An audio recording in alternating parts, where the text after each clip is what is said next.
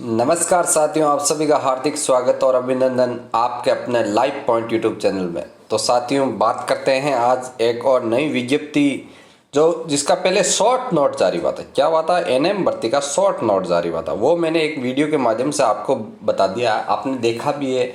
उस पर मेरे को बहुत सारे फ़ोन कॉल आए, सर विस्तृत विज्ञप्ति के बारे में कुछ हमारे को बताओ। तो मेरे पास फ़ोन कॉल्स आए तो मेरे को तो आपका ध्यान रखना पड़ता है। तो उस ध्यान रखने के अकॉर्डिंग मैंने कल ये विस्तृत विज्ञप्ति आ गई है। तो मैंने सोचा, नाइट को मैं थोड़ा सा बिजी था, तो अर्ली मॉर्निंग को उठा तो मेरा थोड़ा सा काम मैंने जल्दी जल्दी क्लास व्लास लेके, और मैंने सोचा कि आप लोगों के लिए मैं एक वीडियो अच्छे से डिफाइन कर देता हूँ। तो साथियों, मैं अब फ्री होते ही मैंने सबसे पहले आपका काम किया। तो मेरे चैनल को लाइक करो, सब्सक्राइब करो और शेयर करो। तो देखो साथियों, ये बताते हैं अच्छी तरीके से देखना। राज्य स्वास्थ्य एवं परिवार कल्याण संस्थान राजस्थान जयपुर की महिला स्वास्थ्य कार्यकर्ता भर्ती की विस्तृत विज्ञप्ति जारी हो चुकी है। ये डेट आप देख सकते हैं। अब इसमें मैं विस्तृत से बताऊंगा आपको, थोड़ा वीडियो लंबा हो जाएगा, लेकिन ध्यानपूर्वक देखना साथियों। बहुत इंटरेस्टिंग चीज़ें आने वाली है इसके अंदर, जो आपके सारे डाउट हैं वो क्लियर हो जाएंगे। यानी कि इसके अंदर सारी की सारी लेडीज़ के लिए, यानी महिलाओं के लिए सीट है, पुरुष के लिए कोई सीट इसमें नहीं है। ओनली सारी की सारी महिलाओं के लिए सीटें हैं। तो इसके अंदर टोटल पोस्टें कितनी है? महिला स्वास्थ्य कार्यकर्ता टीएसपी और नॉन टीएसपी के मिला के इसके अंदर देखो, आपको टोटल पोस्ट हैं 3736 पोस्ट है, यानी कि 3736 पोस्ट है। 3736 पोस्ट है। Technical and non TSP and non TSP के अंदर डिवाइड कर रखी है। और पूरी की पूरी मेल के लिए नहीं है, एक भी सिंगल मेल के लिए नहीं है, पूरी की पूरी फीमेल के रिजर्व है ये। अच्छा, इसके अंदर देख लो 3384 महिला स्वास्थ्य कर्मी की, और नॉन टीएसपी और टीएसपी के अंदर 352। इसके अंदर ये general SC ST OBC divide कर रखी है। ये मैंने पहले भी आपको अच्छे से डिवाइड करके बता दी। ज़्यादा वीडियो लंबा हो जाएगा, आपको पढ़ना है तो मैं आपका वीडियो ज़्यादा टाइम खराब करना नहीं चाहता।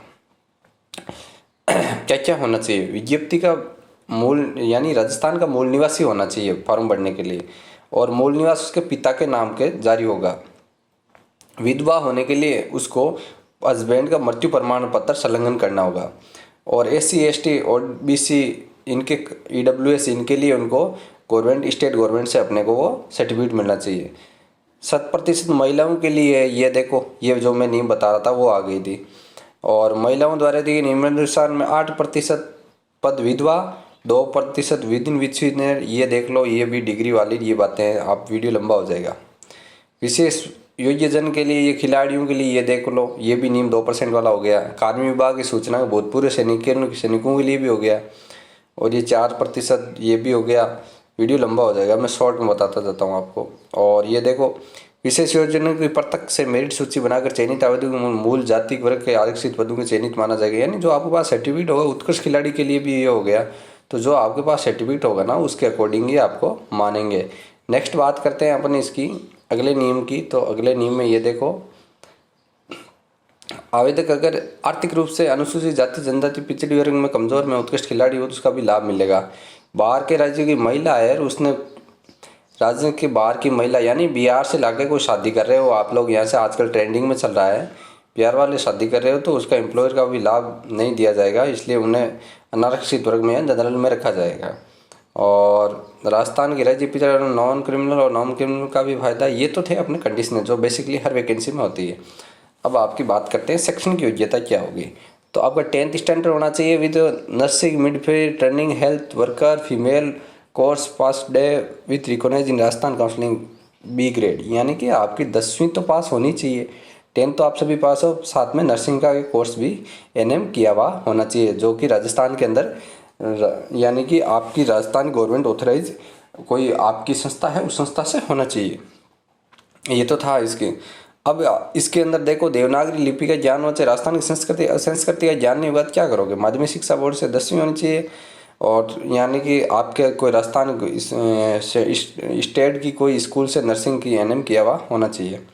अब वेतन आपका लेवल 8 होगा। पे मैट्रिक आपकी 8 होगी, सीधी भर्ती द्वारा हो रहा है। ये वीडियो लंबा हो जाएगा, मैं आपको बता दूँ। 18 से लेकर 40 साल के बीच में इसकी आयु होगी। आयु की गणना इसके बीच में हो जाएगी। और जैसे एससी एसटी ओबीसी पे वो नियमानुसार छूट मिल जाएगी, वो भी हो जाएगा साथियों। अब देखो, सामान्य वर्ग की महिलाओं के लिए 5 वर्ष की, और अनुसूचित जाति की 10 वर्ष की, और विच्छिन्न और विधवा महिलाएं, उनकी अधिकतम आयु कोई लिमिट नहीं है। आप जब तक चाहो एग्ज़ाम दे सकती हो। तो ये दो पेज में अभी तो पीडीएफ की बहुत लंबी पीडीएफ है, आपको मैं अच्छी तरीके से डिफाइन करूँगा, आपका वीडियो लंबा हो जाएगा, मैं नहीं चाहता आपको ज़्यादा टाइम खराब हो। तो भूतपूर्व सैनिकों को वो छूट मिल जाएगी, आरक्षित को भी मिल जाएगी। और ये देखो ये वीडियो लंबा होता जा रहा है। आवेदकों की 70%, ये देखो क्या होगी चयन प्रक्रिया क्या होगी, इंपॉर्टेंट बात ये है। आवेदक का चयन नियमों में यथा विनिष्ट न्यूनतम योग्यता हेतु निर्धारित शैक्षणिक परीक्षा एवं व्यावसायिक परीक्षा के प्रार्थना 70% तो आपके परसेंटेज होगा ये होगा। और अनुभव आधारित बोनस अंक 30%, यानी 70-30 का आपका रेशियो रहने वाला। बहुत इंपॉर्टेंट चीज़ है, ध्यानपूर्वक नोट कर लो इस चीज़ को। आपको बार बार कॉल आ रहे हैं सर चयन प्रक्रिया का सिस्टम क्या होगा, तो 70-30 होगा। 70% आपके परसेंटेज बेस के होंगे और 30% आपके अनुभव, यानी आपने कोविड वगैरह के अंदर सेवा दी है या और कहीं भी सेवा दी है तो उसने 1 साल के जैसे 10, 2 साल के 20 और 3 साल के 30, मिनिमम 0 से लेके, यानी कि आपके सर अब फोन कॉल से करोगे आप, सर मैंने 2 महीने काम किया, 2 महीने काम किया तेरे 0 नंबर मिलेगा, 2 नंबर कोई कुछ मतलब नहीं है। अगर आपने 1 साल किया 10 नंबर, 2 साल 20 नंबर, 3 साल 30 नंबर, यानी 0 से लेके 30 तक इसके नंबर हैं। और 70 में यानी जिसके पास एक्सपीरियंस है वो दुनिया से 30 कदम आगे है और उसका सिलेक्शन श्योर है। तो ये तो थी शैक्षणिक योग्यता, इस पे भी आपका विचार हो गया, एज पे हो गया। अब फॉर्म भरने की बात रही है, इंपॉर्टेंट बातें। तो ये देखो आगे बात करते हैं पर फॉर्म भरने की। तो फॉर्म भरने में देखो साथियों ये रहा, यानी कि 19/5/2023 को उपरांत 4 बजे से दिनांक 18/6/2023 को मध्य रात्रि 12 बजे तक ऑनलाइन लिंक निष्क्रिय हो जाए। कोई दिक्कत नहीं, तुम फॉर्म भर देना स्टेट में, फिर ऐसे फ़ोन मत करना सर फॉर्म वापस चालू करो। कोई बात नहीं, वो भी करेंगे, आपके लिए आवाज़ उठाएंगे, लेकिन इससे पहले आप कुछ करना मत, ये भर देना। त्रुटि करने पर आपके 200 रुपये लगेंगे। ये देखो इस पर आप त्रुटि करते ही क्यों, फिर बोलोगे सर जी ये हो गया ये हो गया। त्रुटि मत किया करो, सीधा आप कंसेप्ट पे ध्यान दिया करो। आगे ऑनलाइन आवेदन की प्रक्रिया, ये देखो ये वेबसाइट है, इन वेबसाइट के माध्यम से आपको पढ़ना है। अगर किसी को यह भी नहीं पढ़ना है तो आप मुझे कॉल करना, मैं आपको अच्छे से डिफाइन कर दूंगा और आपको बता दूंगा, लिंक भी एक्टिवेट करवा दूंगा मैं आपको, और मैं आपके पास भेज दूंगा लिंक, इससे फॉर्म भरा जाएगा। अब क्या क्या चाहिए, दस्तावेज क्या चाहिए, दस्तावेज की फ़ोटो चाहिए आपकी पीडीएफ के अंदर जेपीजी 1.5 MB साइज़ की होनी चाहिए। फोटोग्राफर स्पेस नहीं होने पर ऐसे, यानी कि आपकी फ़ोटो साफ होनी चाहिए। आप जैसे दिखते हो ना, ऐसे काले गोरे हो तो ठीक है, लेकिन आप जैसे काले हो तो एकदम काले दिखने चाहिए। गोरे हो तो गोरे, आपकी आंख टेढ़ी नहीं होनी चाहिए, और जैसे हो वैसे वैसे होबू दिखने चाहिए। फोटो की पृष्ठभूमि सफ़ेद हल्के रंग की होनी चाहिए। ये देखो ये नियम अच्छे से देख लेना। फोटो में आगे का पूर्ण चेहरा जो सामने स्पष्ट दिखे, कम से कम 50% जगह घेरना चाहिए। ये देखो ये चीज़ें, ऐसा नहीं आप चेहरा साइड में कर लो और बाल दिखा रहे हो तो कोई आपको नौकरी नहीं देगा। आपको सिर्फ चेहरा दिखाना अच्छे से 50% फोटो के अंदर। और यदि चश्मा पहनते हो तो फोटो खिंचवाते समय चश्मा पहन सकते हैं, लेकिन चश्मे पर चमक नहीं होनी चाहिए, यानी कि आपका वो जिसके ग्लास वाइट हो वही पहनना। ऐसा नहीं कि तुम डार्क चश्मा पहन के पूरे मुंह पे चश्मा लगा ले तो वो फोटो फिर कैंसिल हो जाओगे।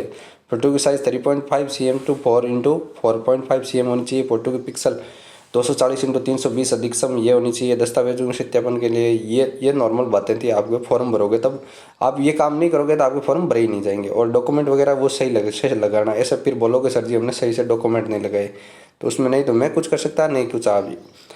EWS वालों के 350 रुपये, विधवा इनके 250 रुपये और TSP वालों के लिए 250 रुपये। ये आपके फॉर्म की फीस फॉर्म भरने के बाद में। अब 2.5 लाख वगैरह वालों आपके कम में हो तो उसमें वो हो जाएंगे। ये अन्य बिंदु भी आपके देख लो, ये SMS और मेल ID के नाम से आपको नेटवर्क होने पर है, ये भी है नॉर्मल बातें। ये कोई नहीं, आप मुझे कॉल कर देना, मैं आपको बता दूंगा, या मैसेज आप कमेंट बॉक्स में कमेंट कर दिया अगर कोई इश्यू हो तो, कोई दिक्कत वाली बात नहीं, मैं आपका हर कमेंट का जवाब देता हूँ। और फिर आपके उम्मीदवार की जांच की जाएगी। कमज़ोर उत्कृष्ट खिलाड़ी विधवा आवेदकों की इसमें भी कोई विशेष बात नहीं है। और प्रमाण पत्रों की भी सत्यापन की भी जांच होगी अच्छी तरीके से। ये देख लो 20/1/2022 को आपका डॉक्यूमेंट इससे बना होना चाहिए अनुसार ये डॉक्यूमेंट है ना आपका, ये बहुत इंपॉर्टेंट चीज़ है, इसका ध्यान करना। इससे बहुत सारे बच्चे बाहर हो जाते हैं, यानी कि आपका परिपत्र है ना 20/1/2022 के अनुसार इनसे पहले और 17/10/2022 के अनुसार निर्माण, यानी इन डेट के बीच में आपका होना चाहिए। और भी आप मुझे कमेंट बॉक्स में कमेंट कर लेना, कोई इश्यू होगा तो मैं आपको बता दूंगा, घबराया मत करो बिल्कुल भी। और ये भूतपूर्व सैनिक वाला हो गया, ये डेट 19/7/2022 के अनुसार 1 वर्ष की अवधि की गणना करने की अंतिम तिथि है। ये सर्टिफिकेट सारे होने चाहिए, इन डेटों के बीच के होने चाहिए। और 1/6/2022 को, और ये देख लो ये बात आवेदक विज्ञप्ति के अनुसार दस्तावेज प्रमाण पत्र, वरना आपके ऑटोमेटिक रिजेक्ट हो जाएंगे ये फॉर्म। अगर आपके पास ऐसे कोई कार्रवाई नहीं होगी ना तो बिल्कुल आपको श्वेते इसमें निर्धारित नहीं मानेंगे, बिल्कुल आपको रिजेक्ट कर देंगे साथियों। फिर आप मुझे फ़ोन करना चाहे किसी को। और चयन के लिए योग्यता के बता दिए, तो योग्यता के भी आपको ये बता दिए, इसमें कोई दिक्कत वाली बात नहीं है, ये योग्य माने जाएंगे, फिर ये होंगे, तो कोई दिक्कत वाली बात नहीं है, ये नॉर्मल बातें हैं। आपको वीडियो बहुत लंबा हो रहा है, मैं आपको इस पर बताऊँ। ये तो थी एनएम की भर्ती की विज्ञप्ति। तो अब ये तो एनएम की मैंने पूरी डिटेल बता दी। अगर आपको इसमें कुछ भी परेशानी हो तो आप मुझे कमेंट बॉक्स में कमेंट करना। मेरे वीडियो आपको अच्छा लगा तो मेरे चैनल को सब्सक्राइब करो, बेल आइकन दबाओ और ज़्यादा से ज़्यादा शेयर किया करो, ताकि नए बच्चों भी को पता लगे भाई कि क्या क्या समस्या हो रही है। और जो भी आपकी समस्या है मुझे कमेंट किया करो। थैंक यू दोस्तों।